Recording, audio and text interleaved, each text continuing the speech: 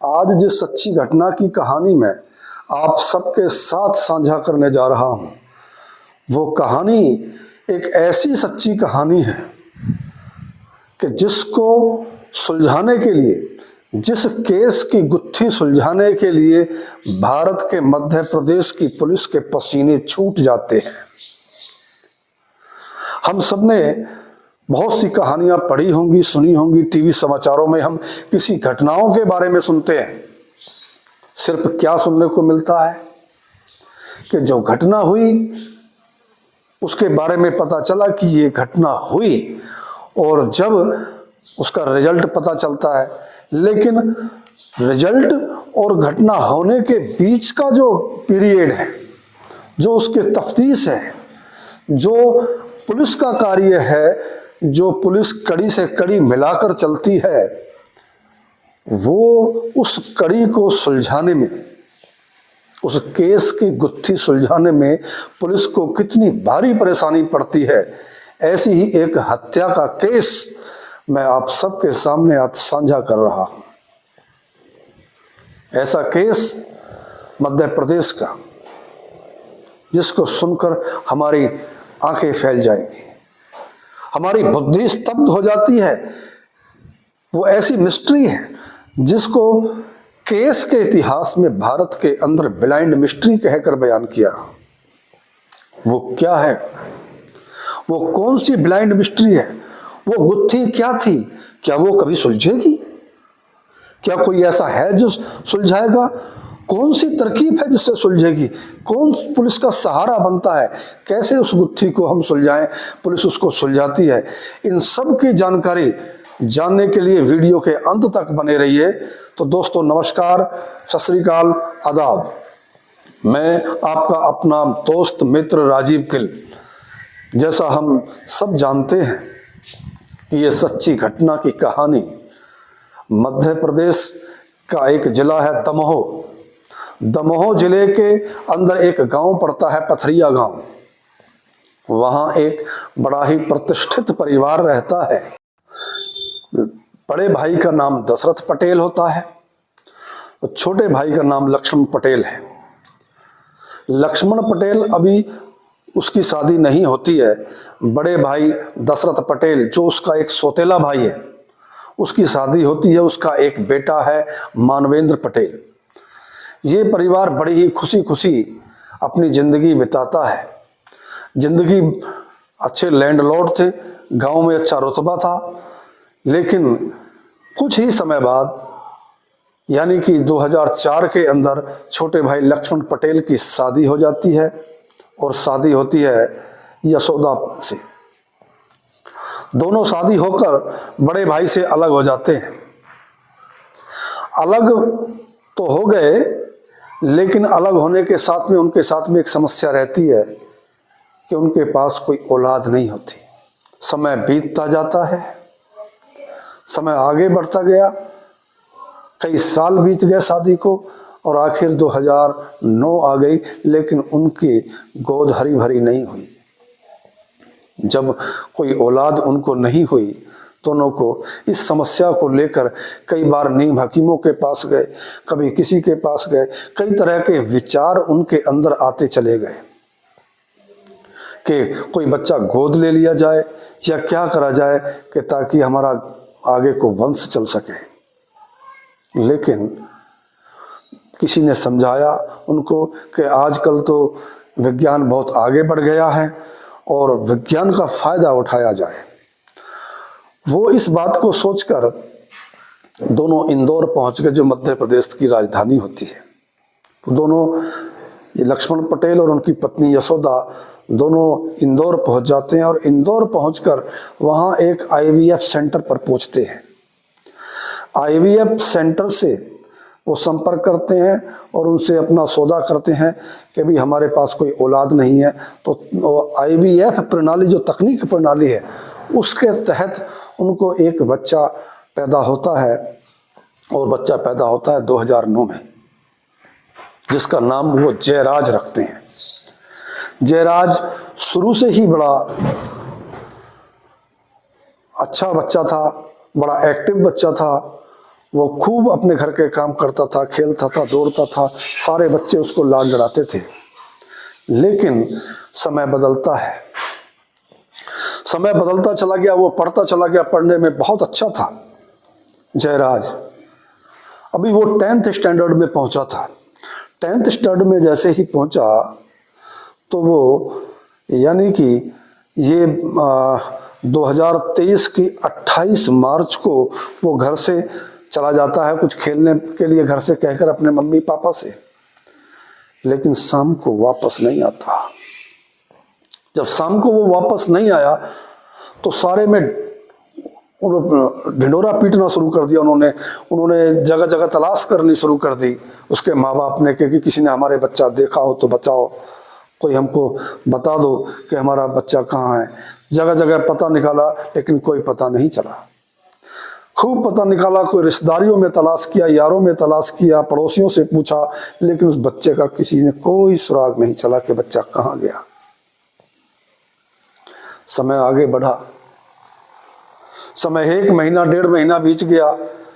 2 महीने के बाद यानी कि 14 मई को 2023 को उनके खेत से यानी कि लक्ष्मण पटेल के खेत से एक नरकंकाल प्राप्त हो जाता है। नरकंकाल का जब पता चला, पुलिस वहां मौके पर पहुंच गई। पुलिस मौके पर पहुंची, पुलिस ने लक्ष्मण पटेल को और उनकी पत्नी यशोदा को खबर करी कि आप आ जाओ, आप शनाख्त कर लो, क्योंकि वो कंकाल हो चुका था। कंकाल की कोई पहचान नहीं कर सकता। लेकिन उसके पास, कंकाल के पास जो कपड़े रखे थे, जो टी शर्ट रखी थी, जो पैंट पड़ी हुई थी, पैंट और टी शर्ट के आधार पर यशोदा ने और लक्ष्मण पटेल ने दोनों ने ये स्वीकार कर लिया कि ये हमारा पुत्र जयराज ही है। उन्होंने स्वीकार कर लिया, पुलिस ने मान भी लिया। लेकिन पुलिस की एक जिम्मेवारी बनती है कि इसका टेस्ट कराया जाए, क्योंकि पुलिस को कड़ी से कड़ी मिलानी होती है। पुलिस के सामने ये समस्या थी कि आखिर इन्होंने पैंट के आधार पर, कपड़ों के आधार पर केवल इस कंकाल की शनाख्त करी है कि ये हमारा बेटा है, लेकिन क्या वाकई में उनका पुत्र है? क्या उनका वाकई में ये उनका ही पुत्र है जयराज? इस गुत्थी को सुलझाने के लिए पुलिस लग गई। पुलिस ने जब इस गुत्थी को सुलझाना चाहा तो उन्होंने उस जो कंकाल था, नरकंकाल का डीएनए कराया। उसके माता और पिता का डीएनए ब्लड सैंपल लिए। दोनों का डीएनए कराने के लिए उन सारे सैंपलों को सागर लैब में भेज दिया गया। लैब्स और आगे तफ्तीश करती गई। पुलिस अपने स्तर से जानकारी करती चली गई, लेकिन जैसे ही कुछ दिन बाद सागर लैब की रिपोर्ट पुलिस के पास पहुंची और पुलिस ने वो जो रिपोर्ट देखती है तो वो हैरान रह जाती है। सागर लैब के मुताबिक बच्चे उनके जयराज पटेल और जो नरकंकाल मिला था वो यानी कि उनके पिता से जब उनका डीएनए टेस्ट कराया, जो डीएनए मैच कराया, वो डीएनए मैच नहीं हो पाया। डीएनए मैच नहीं हुआ, पुलिस परेशान हो गई कि आखिर ये तो डीएनए टेस्ट कराया था इस कंकाल का और इसके माता पिता का दोनों का मैच नहीं करा, तो फिर ये है तो है कौन? आखिर ये कंकाल है किसका? आखिर वो गया कहाँ, उनका पुत्र? उन्होंने पुलिस का अनुमान था कि हो सकता है कि ये लैब में कुछ खराबी हो। उन्होंने क्या काम करा पुलिस ने कि जो भारत देश की बहुत ही प्रतिष्ठित लैब है एफएसएल चंडीगढ़, उस नरकंकाल के सैंपल को चंडीगढ़ भेज दिया। चंडीगढ़ भेजा एफएसएल में ताकि यहां बिल्कुल एग्जैक्ट रिपोर्ट मिल सके। वहां की रिपोर्ट का इंतजार पुलिस करती गई। जब कुछ दिन बाद एफएसएल चंडीगढ़ की रिपोर्ट उस पुलिस को मिली तो वो उसको देखकर भी हैरान हो गए। वहां भी उसका डीएनए मैच नहीं खाया, उस नरकंकाल का और उसके माता पिता का डीएनए मैच नहीं खा रहा था। इस गुत्थी को सुलझाने के लिए मध्य प्रदेश की पुलिस के पसीने छूट गए, उनकी बुद्धि दौड़ाते दौड़ाते थक गए, बड़े बड़े एक्सपर्ट लगा लिए कि आखिर इस गुत्थी को कैसे सुलझाया जाए। किसी ने सलाह दी कि जी ऐसा करो, आप चंडीगढ़ एफएसएल दोबारा जाओ, वहाँ कराओ जांच दोबारा। और उन्होंने फिर गए वहाँ, पता करा जी क्या आपकी जांच ठीक है, तो वो कहते हैं जी हमारी जांच बिल्कुल ठीक है। फिर पुलिस की जांच आगे बढ़ी, और आगे जांच बढ़ने के बाद फिर किसी एक्सपर्ट ने सलाह दी कि जिस आईवीएफ लैब से इसको स्पर्म डाला गया था, उन्होंने लिया था, स्पर्म डोनर का पता किया जाए ताकि वो डीएनए टेस्ट कराया जा सके। वो इंदौर पहुंची पुलिस, इंदौर वहाँ उस आईवीएफ लैब के पास पहुंची, तो लैब वालों ने अपनी गोपनीयता का हवाला देते हुए स्पर्म डोनर का नाम बताने से इनकार कर दिया। पुलिस फिर हाथ पर हाथ मलते रह गई। आखिर पुलिस के कुछ समझ नहीं आ रहा था कि क्या हुआ। यह सिलसिला कई महीने तक चलता रहा। पुलिस से यह गुत्थी, ये मर्डर मिस्ट्री सुलझने का नाम नहीं ले रही थी। उस बीच जो लक्ष्मण पटेल थे वो इतना परेशान थे क्योंकि उसका जो नरकंकाल मिला था वो पुलिस के कब्जे में था। वो बार बार अधिकारियों से संपर्क करते थे कि इस नरकंकाल को हमें दे दिया जाए ताकि हम बड़े ही विधि विधान से इस नरकंकाल का क्रियाकर्म कर सकें, सारे संस्कार हम कर सकें। लेकिन अधिकारी चुप पड़ जाते थे। अधिकारी जांच में जुटे थे, इस करके वो चुप हो जाते थे।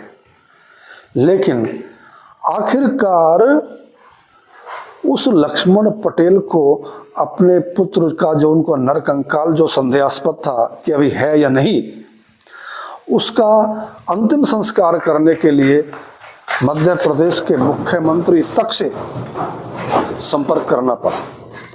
वहां जाकर शिनाख्त करी, वहां जाकर शिकायत की मुख्यमंत्री मोहन यादव से।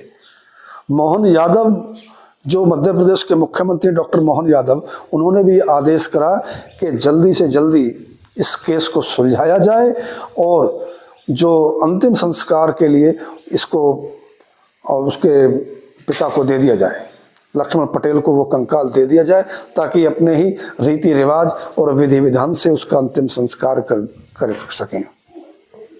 आखिर 13 महीने बाद कोर्ट के आदेश के बाद उन्होंने उस नरकंकाल को पाया लक्ष्मण पटेल ने, और लक्ष्मण पटेल ने नरकंकाल को लेकर उसका अंतिम संस्कार कर दिया। लेकिन पुलिस के सामने अभी भी वही प्रश्न था, फिर वही प्रश्न था, फिर वही समस्या थी कि आखिर इस केस के पीछे वजह क्या है, आखिर क्यों नहीं सुलझ रहा, क्यों डीएनए मैच नहीं खा रहा। अब तो उसका अंतिम संस्कार भी हो चुका था, अब क्या करें। इतने में ही जो वहां के तत्कालीन एएसपी थे संदीप मिश्रा, वो इस पर रिसर्च कर रहे थे, और रिसर्च करते करते बहुत लंबा समय बीत गया, करीब 17 महीने के आसपास का समय बीत गया। इस बीच संदीप मिश्रा का ट्रांसफर दूसरी जगह हो गया, और संदीप मिश्रा के स्थान पर दूसरे एएसपी श्रुतकीर्ति ने जगह ले ली।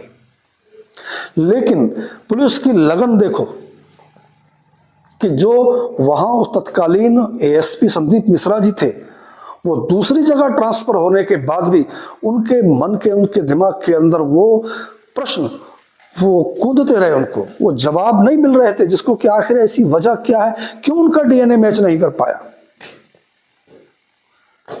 अब ये खोज करते करते जब उनको एक किताब मिलती है, जो अमेरिका की एक किताब होती है, अमेरिका की उस किताब को जब उन्होंने स्टडी करना शुरू किया, पढ़ना शुरू किया, तो पढ़ने पलटते चले गए, और जैसे ही उसको पढ़ना शुरू किया तो वहाँ उसी के मुताबिक, उसी की तरह एक केस अमेरिका का वहां था। वहां भी आईवीएफ प्रणाली से कुछ बच्चे थे जो चोरी हो गए थे, जो लापता हो गए थे। उसके बाद पुलिस, अमेरिका की पुलिस उन बच्चों को तलाश करती है, वो बच्चे मिल जाते हैं। लेकिन अब वहाँ समस्या ये थी अमेरिका के अंदर कि कौन सा बच्चा किसका है, इसका डीएनए कैसे जांच कराया जाए। तो उसके लिए अमेरिकी वैज्ञानिकों ने ये तरीका अपनाया था कि जो बच्चे के खेलने के सामान है, बजाने के सामान है, छूने के सामान है, थूक के उसके पसीने के सैंपल लिए जाएं तो तब वो मैच कर सकते हैं, बाकी ब्लड से उसका डीएनए मैच नहीं कर सकता। जब ये बात एएसपी संदीप मिश्रा ने वहां पढ़ी तो उसके दिमाग की बत्ती जल गई। उसको ऐसा लगा कि शायद तुझे आज बहुत कुछ दौलत मिल गई हो। उसने फौरन ही चिट्ठी बनाई और जो वहां मौजूदा एएसपी थे श्रुत कीर्ति जी, उनको चिट्ठी लिखी। उनको सारी उस चीज का हवाला दिया गया कि इस तरीके से हम इस केस को सुलझा सकते हैं। अधिकारियों से इस केस को दोबारा रीओपन करने की, दोबारा से शुरू करने की परमिशन मांगी। परमिशन की ये वजह थी कि एक तो जो एएसपी संदीप मिश्रा की नई रिसर्च थी, नई खोज थी, ये भी एक वजह थी। और दूसरा जो सीएम, मुख्यमंत्री मध्य प्रदेश डॉक्टर मोहन यादव का आदेश भी था। इन दोनों वजह के कारण पुलिस दोबारा से जांच करती है। जब दोबारा से जांच की, पुलिस दोबारा लक्ष्मण पटेल के घर आई। उस बच्चे के खेलने के सामान उस पुलिस ने इकट्ठे किए, उसके बजाने के सामान इकट्ठे किए, उसके सीटी बजाता था वहाँ से लार इकट्ठी की और उसके पसीने के कुछ सैंपल लिए जहाँ उसका पसीना टपका था। उन सारी चीज़ों को लेकर वो फिर दोबारा से पुलिस ने ये सारे सैंपल फिर एफएसएल चंडीगढ़ को भेजे।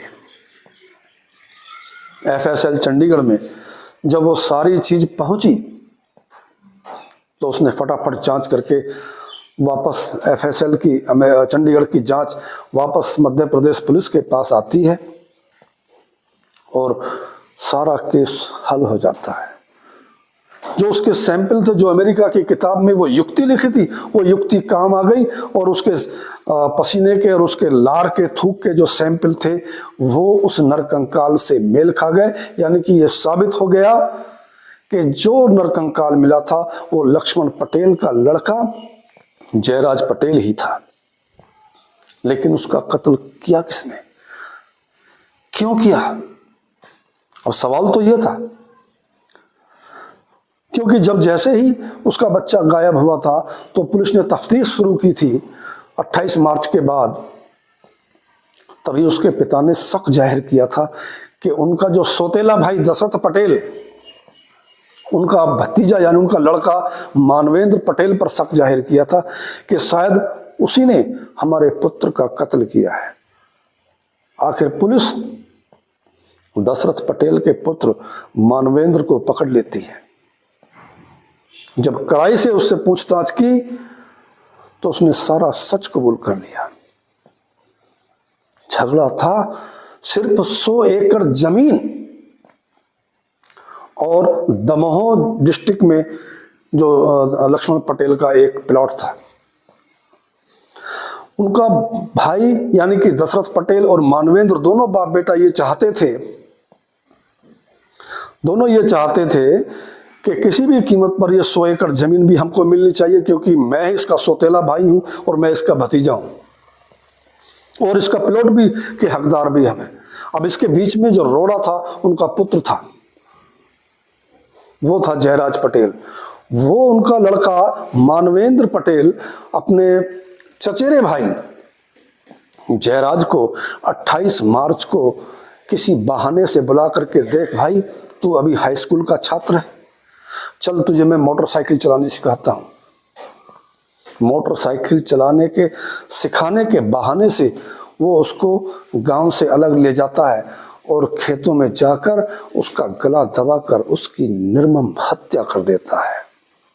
और हत्या करके उसके शव को उसी के खेत में फावड़े से मट्टी खोदकर वहीं दबा देता है, जो कि 28 मई को जो कंकाल हो चुका था उसके बाद वो मिलता है। ये घटना ऐसी झकझोर देने वाली है भारत के इतिहास में, जिसको कि एक ब्लाइंड मिस्ट्री का नाम दिया गया, जिसको हल करने में पुलिस के पसीने छूट गए। तो दोस्तों, इस घटना के बताने के पीछे, इस घटना की कहानी सुनाने के पीछे मेरा किसी की भावनाओं को ठेस पहुंचाना नहीं है, बल्कि हम अपने रिश्तों को, नातों को मर्यादित रखें और ऐसे लोभ लालच में ना फंसें जो हमारी पीढ़ियों को बर्बाद कर दे। तो दोस्तों, फिर मैं एक ऐसी किसी सच्ची घटना की कहानी के साथ मिलूंगा। तब तक के लिए नमस्कार।